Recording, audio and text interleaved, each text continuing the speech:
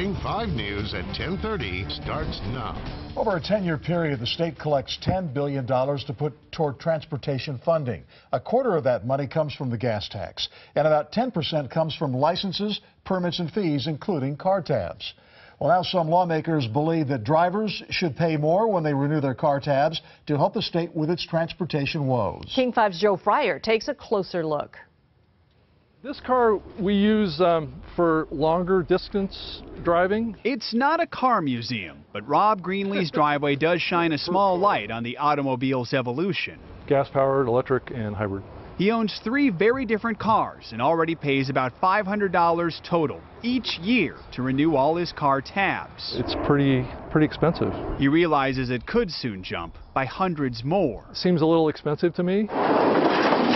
With crumbling roads and shrinking transit service causing headaches across the state, transportation funding is in high demand. Can I help you, sir? And some policymakers think one of the best sources for money is getting drivers to pay more when they renew their car tabs.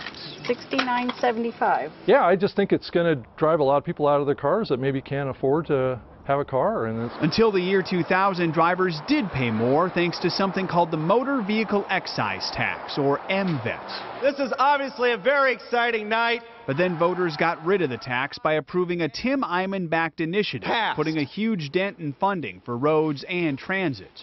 Where do you get the money? There aren't a lot of options. So this year, the chair of the House Transportation Committee suggested bringing back a statewide MVET, requiring drivers to pay 0.7% of their car's value annually. It's going to be difficult for a lot of people to be able to pay those kind of fees. For Rob Greenlee's 3 cars, that's about $300 more a year. I think it's a little much. And this is a creeping effort to try to crank up the tax on cars, which the public has clearly said enough is enough. The odds of it passing now seem slim. I haven't given up on it, but I have been pretty well told by a number of people they just can't vote for it.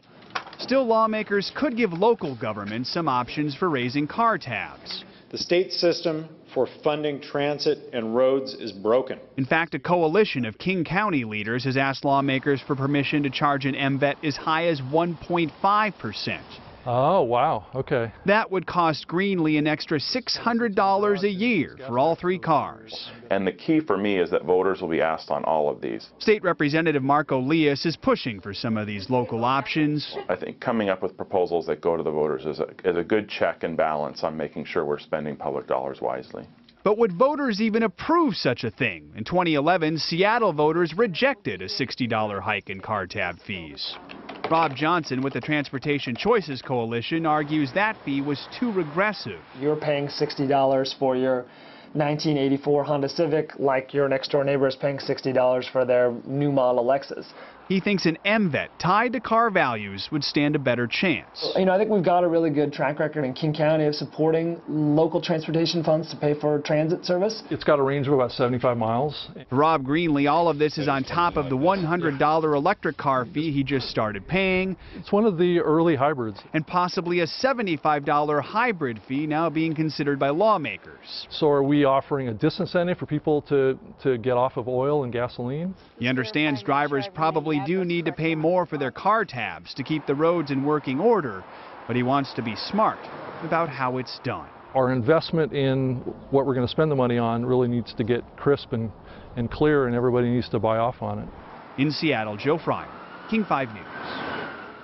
There's also a proposal that would let local governments, without voter approval, hike car tab fees by up to $40. Right now, without voter approval, they're limited to $20.